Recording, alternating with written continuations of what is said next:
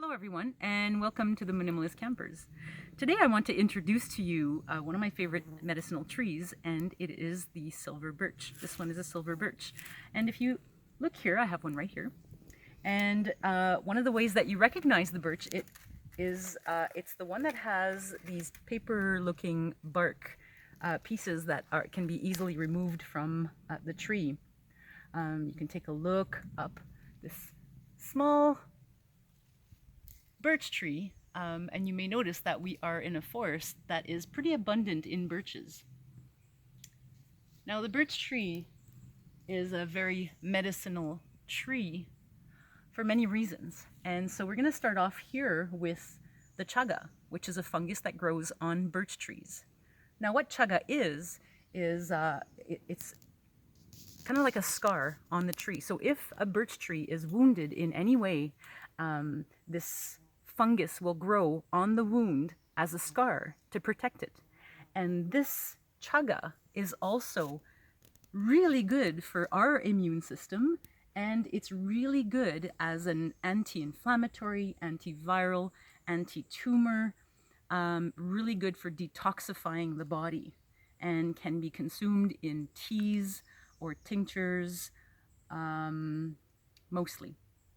So here is how to remove the chaga. Since you don't want to harm the birch tree in any way because it is a scar protecting the tree, you want to really be careful when you're removing it so that you're not harming the tree. So I have two tools here. I have my saw and my hammer. So you can possibly just kind of knock out the chaga with a hammer, but I like to do that with smaller pieces that you know you're not going to remove too much chaga. You don't want to go too deeply into the tree because you have to keep the piece, somewhat of a piece in there. So I'm going to use the saw for this one, and that actually allows you to control how much chaga you're going to be removing with the saw. Now a chaga can last up to 20 years on a tree. So a good thing to do is actually to harvest a little bit of the chaga and then come back every 2 to 3 to 4 years. It will have grown back. So it's a good way of actually allowing yourself to be able to harvest chaga as you need it. So instead of keeping it in your cupboard drying, you can keep it on the tree, and once you spot it, you can come back to it every couple of years. If you have like a couple of chagas in the forest, you can do the same thing with the other ones.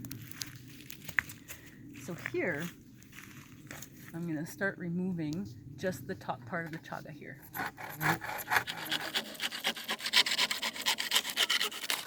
It's quite easy because the chaga is a fungus. It's not quite wood, so it's not hard like the tree. This is what the chaga looks inside. You'll even notice that it's probably like even a bright brown yellowy texture. Now when a tree has a chaga, it most likely will maybe have another one. We'll notice that the chagas will grow abundantly on one tree and then sometimes not on the other trees. So I noticed here, if you look around here, you have another chaga. And this chaga is growing a little differently. And I trust that I can actually just stick the hammerhead in there and lightly remove this chaga piece. And that just came off really nicely. And there's still chaga in there, and it will keep growing so that in a couple of years I can come back and possibly harvest some more. Once you have your chaga chunks, what I like to do is I like to break them down before they dry because they're soft right now, and it's easier to break down the pieces into smaller chunks for tea. You can break them down with a hammer, you can break them down with a knife, and then once they're nice small pieces, you can let them dry that way. You can then use them for soups, you can use them for tea, and then you can put them in alcohol and use them for tinctures. So here we have another silver birch, and on this silver birch you can find this type of mushroom. It's also a fungus. This one is called a polypore, a birch polypore. Now these can be removed quite easily, just like that. And what you'll find is a nice leathery, hard mushroom or polypore. And this can be seeped in tea also for medicine. And what I've been reading about the polypore is that it's really good to balance hormones. It kind of acts like a reishi a little bit. It's really good for those who have cancer, so detoxifying the body, and anti-tumor, anti-inflammatory, antiviral, and all those good things. So with this medicinal birch tree polypore, you could steep it in tea and you could steep it in alcohol, again, just like the chaga. And so this one, while it's nice and fresh and soft, you can cut it with a knife in nice long strips to let them dry in that way. Then you can boil them in water and use it for tea.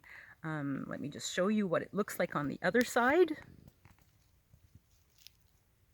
And here's where it attaches to the tree. You can see it has the same similar color as the chaga.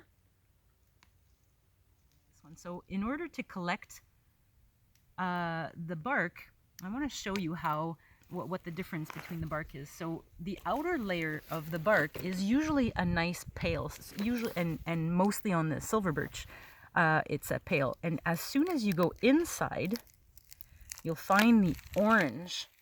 The inner bark is more of an orangey color, and so this is what you want to use for tea. This is where the medicine lies. And again, if you notice, this is the same color as the polypore and the chaga.